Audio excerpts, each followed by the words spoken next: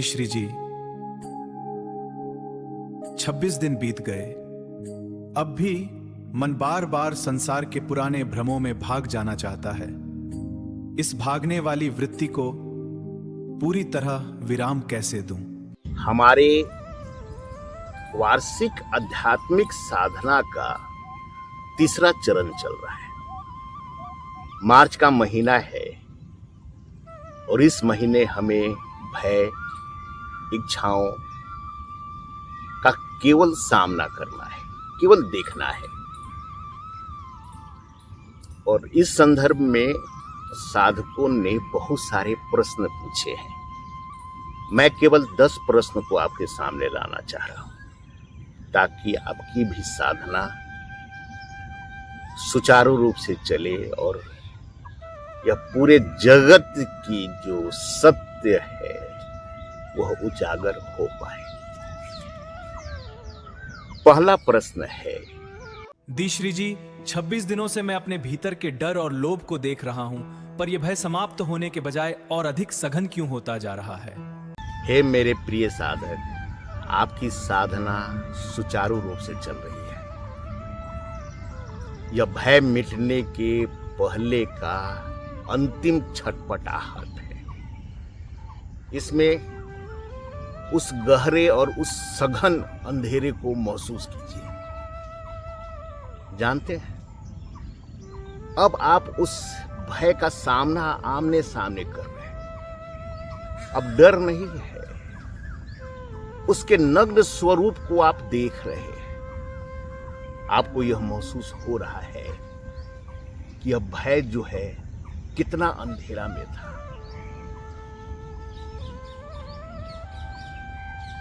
आपकी जो सोच है वह परिवर्तित हो रहा है। आप इस साधना के उजाले में उस अंधेरे को देख रहे हैं। जैसे पेड़ बनने से पहले बीज को सघन अंधेरे में जाना पड़ता है, मिट्टी में दबना पड़ता है। एक बच्चे को जन्म लेने से पहले माता के गर्भ में रहना पड़ता है। इसीलिए इसको सघन होने दीजिए, सघन होने दीजिए। आपने कहा कि भय बाहर नहीं, मेरे भीतर ही छिपा है। तो क्या मेरा अब तक का सारा पुरुषार्थ और संघर्ष केवल परछाइयों से लड़ना था? हाँ, अब तक आपका संघर्ष व्यर्थ था। आप अपने बाहर शत्रु को देख रहे थे, परिस्थितियों में, लोगों में खोज रहे थे। अब यह आपको स्पष्ट होने लगा है कि शत्रु आपके भीतर है। जब यह समझ उपज होने लगा है इस साधना के द्वारा, इस हकीकत को आप ढूंढ पा रहे हैं। यही तो पुरुषार्थ है, यही तो असली पुरुषार्थ है। जब मैं अपनी इच्छाओं और लोभ लालच के नंगे स्वरूप को देखता हूं तो आत्मग्लानि होने लगती है। क्या इस ग्लानि से बचना ही वह भागना है जिससे आप सावधान कर रहे हैं? बिल्कुल, आत्मग्लानि भी एक तरह का सूक्ष्म भागना है। जब तक आप अपने को बुरा मानकर दुखी होते रहेंगे, तब तक आप सत्य से भटक कर एक जाल में फंस जाएंगे। इस जगत न कोई बुरा है न कोई अच्छा है। ना बुरा कुछ कर सकते हैं और न आपके साथ कोई बुरा कर सकता है। इस तथ्य के साथ अगर आप साधना करते हैं, अपनी कमियों को बिना किसी निर्णय के स्वीकार कर लेना ही साहसिक कदम है।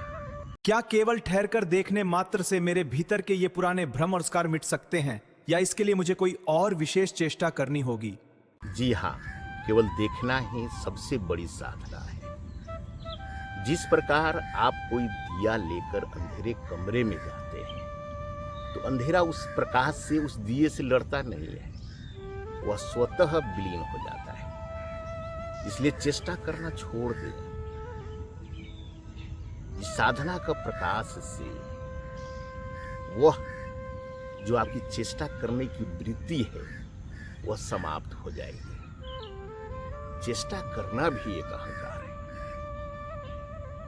ठहरे और इसे बहने दे, साधना को अपने अंदर बहने दे। जैसे जैसे मैं अपने भीतर के अंधकार का सामना करता हूं, गौरव टूटने लगा है। क्या इस टूटते हुए अहंकार की पीड़ा ही शून्यता का द्वार है? बिल्कुल सत्य। जिसे आप पीड़ा समझ रहे हैं वह आपके झूठे मैं के मृत्यु का आहट है। पीड़ा तो होगा ही।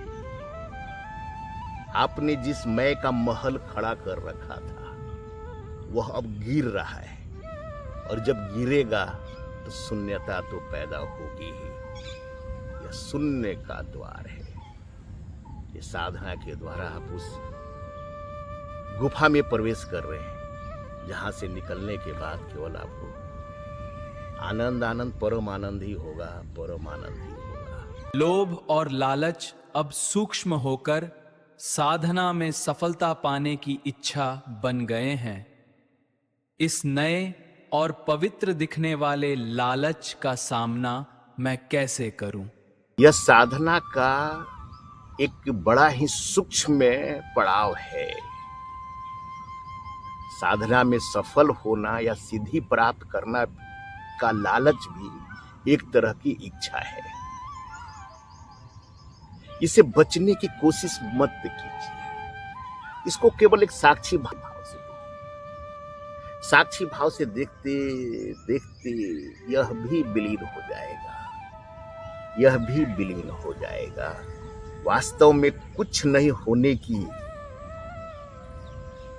साधना है यह।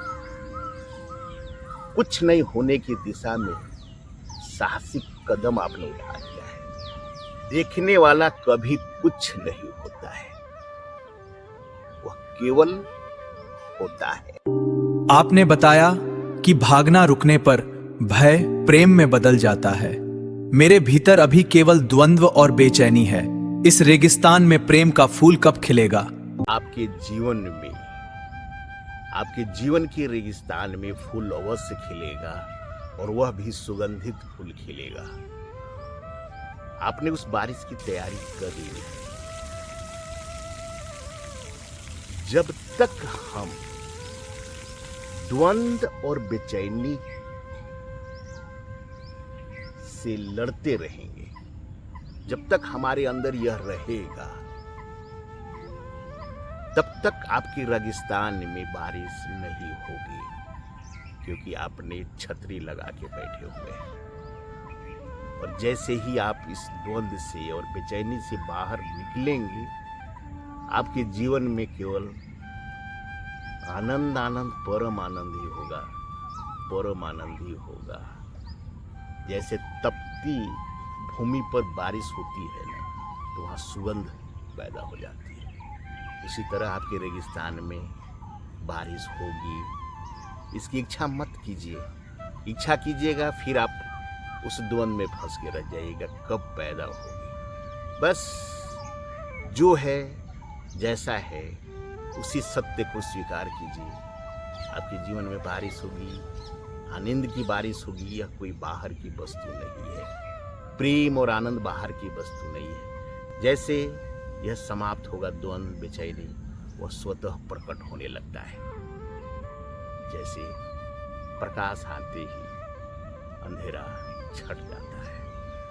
क्या अपने भीतर के इन डरावने और विभद्र सत्यों को बिना किसी निर्णय जजमेंट के स्वीकार कर लेना ही वह साहसिक कदम है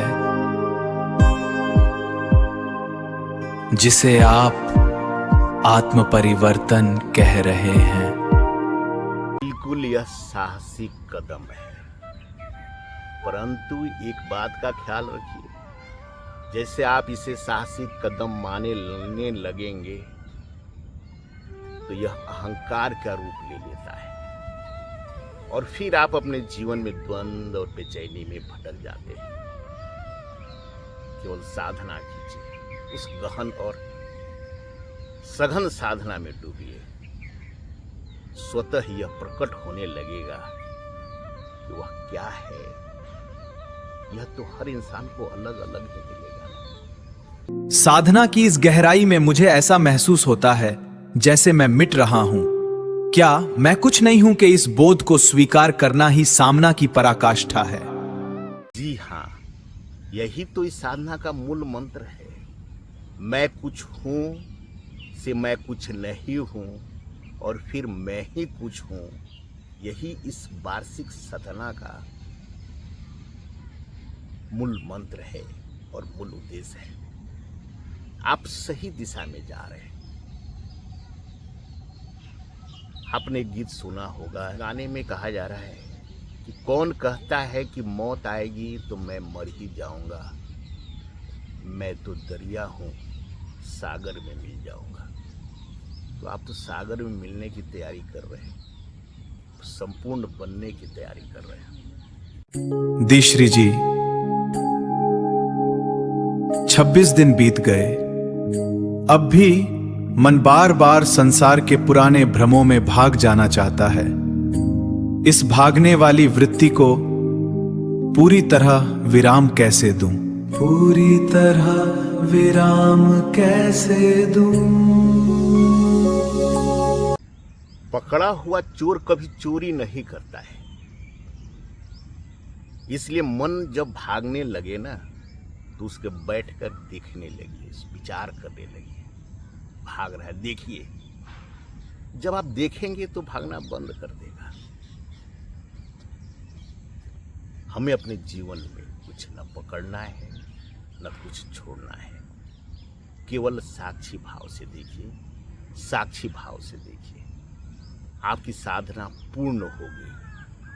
और अंत में मैं कहना चाहूँगा कि साधना में आप लोग कम से कम आधा घंटा एकांत में बैठकर, अंधेरे में बैठकर, निवारण होकर, निष्पाप होकर, अर्थात बिना किसी आभूषण का, बिना किसी कपड़े का, आराम से फर्श पे लेटकर और अपने को स्वच्छ मानते हुए 15 मिनट, आधा घंटा, 1 घंटा यह साधना कीजिए। या कहीं एकांत में, जैसे कहीं पेड़ के पास, तालाब के पास, पहाड़ों के पास बैठकर साधना कीजिए।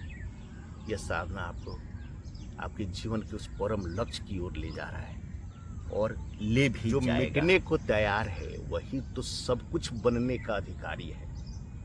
जब आप मिट जाएंगे तभी तो इस परम के स्वरूप को प्राप्त करेंगे।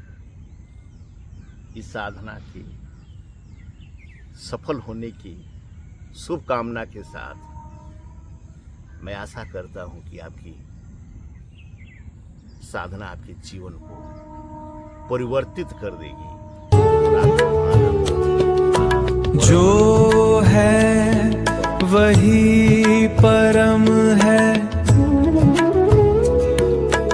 और वही सत्य है, उसी में परम आनंद